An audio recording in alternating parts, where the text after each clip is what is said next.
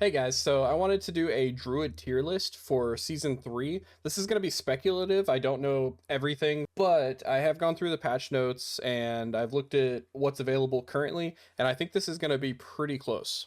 So let's get right into it. First thing I want to take note of is Lightning Storm. Lightning Storm, I believe this season is going to be either the strongest build or very close to the strongest build. The reason for that is there's the buff to Starless Skies, which is a 40% damage increase as well as resource cost reduction. In addition to that, let me scroll down on my list here just so I can give accurate information. We've got the Unsung Ascetics Wraps. These are gloves. So normally replacing gloves, I'm not a big fan of because you lose critical strike chance, you lose attack speed, things like that.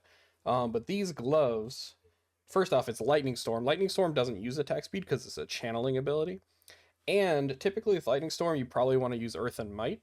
And Earth and Might is going to give you guaranteed crits anyway, so it's not that big of a loss. But using these items gives you one additional Lightning Strike every time it grows. So you're getting more Lightning Strikes.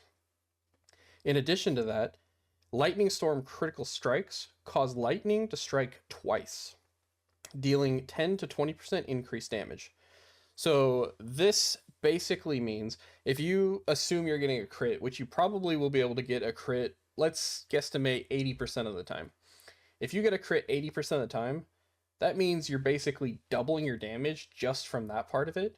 Then you have the additional lightning strikes, which means let's say you're hitting a single target mob, you're probably going to have more dense lightning strikes, so more of them will end up hitting that mob. In addition, you're going to be hitting more mobs in AoE for sure. What else in here applies to that? Let's see. Oh, and the other thing is Cataclysm was buffed, and Cataclysm synergizes really well with Lightning Storm, obviously, because they're both lightning damage, or a lot of it's lightning damage. So the buff to that is actually going to potentially improve Lightning Storm as well if you're running it. Next up, we've got Tornado.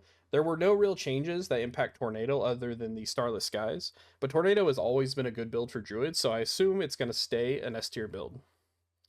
For Pulverize, the reason I put it in A tier, I would have considered it S tier last season, but I consider it A tier now because they nerfed some of the ways that you can stack the overpower, which isn't that big of a deal from what I saw, but I think that it's probably going to sit around A tier. It's a very good build. It's very strong. If you like Pulverize, you can definitely run it, but I don't think it's competing with Lightning Storm this time around.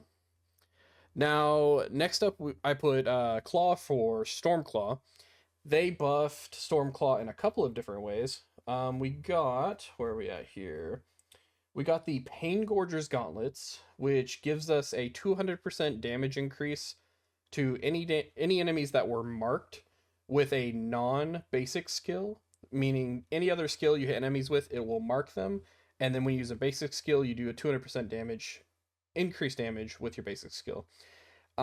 Because these are gloves, I'm a little skeptical. I don't know what the base stats are on them, but if the base stats are good enough, then this could be a nice increase to Stormclaw. In addition to that, we've got Aspect of Adaptability, which when you're under 50% maximum resource, will fill your resource. So for Stormclaw, you're basically full all the time. And when you use it above 50, you're going to increase your damage by 60% if you have it on an amulet.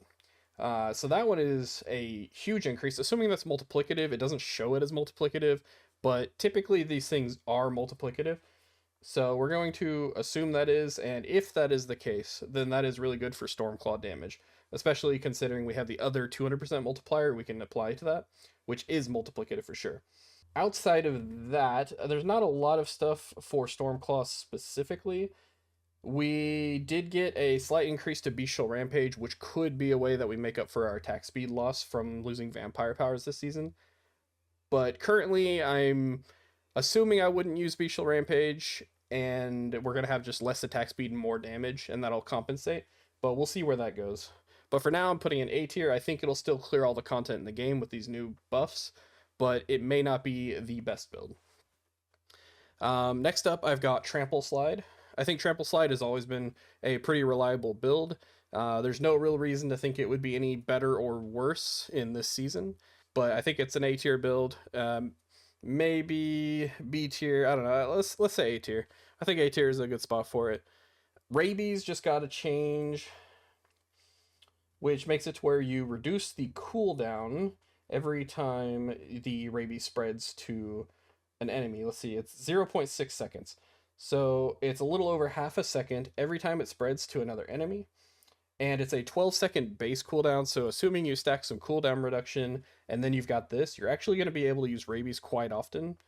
That with the addition of an increase from 80% to 120% for the wilds glyph, you could do poison creeper and rabies and have a really good poison build.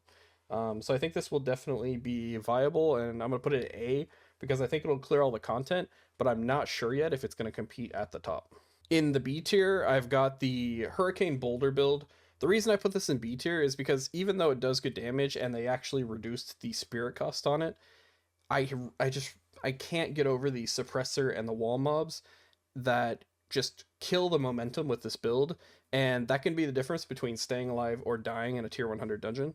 So I put it in B tier. It does a ton of damage, so if you like a lot of damage, it's a good build. But again, you got to deal with running into those mobs occasionally.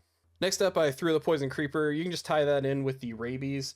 But what I was meaning specifically with this one is a Changeling's Debt style build, where you put the Poison Creeper on and then you do Changeling. Somewhere between A tier and B tier will be a mixture of Poison Creeper, Rabies, Changeling's Debt, whatever people end up doing with those. It's going to be somewhere in there. I think it's a perfectly fine build. I don't know if it's going to be an S tier build. Next up, I've got Shred. With the changes they did to Poison Shred not being able to double dip anymore, I don't feel like Shred is going to be in a very good place. I put it in B tier because I think it will still clear reasonably, but I don't think you're going to be able to do the very end game content anymore with it. And even if you can, it's probably going to be a bit slower or clunkier. So I'm putting it in B tier. I can't see it going higher than that this season.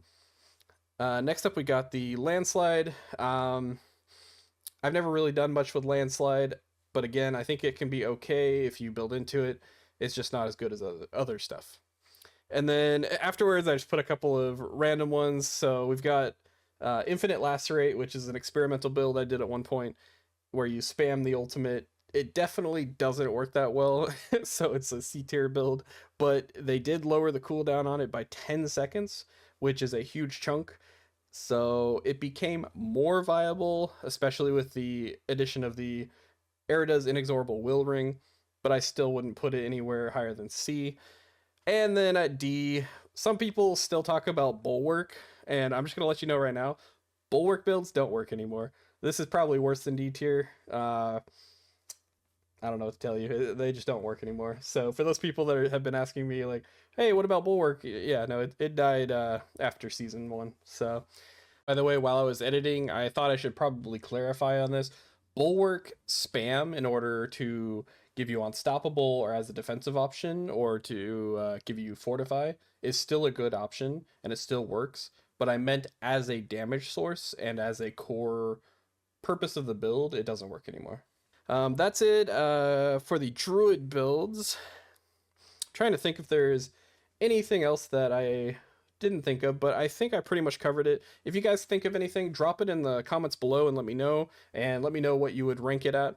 And if you have any ideas for interesting builds and you want my input on them or you want me to make a version of it, feel free to drop that as well. But I will be making all of my builds for Season 3 very soon, so you guys will get a fresh copy of Stormclaw and all the important builds for Druid, and you guys will have those for the start of the season, as well as a leveling build so that you guys can, optimally go through the content and get to the higher endgame stuff. But on that note, I will catch you guys later. Daddy Druid out of here. I'll see you guys soon.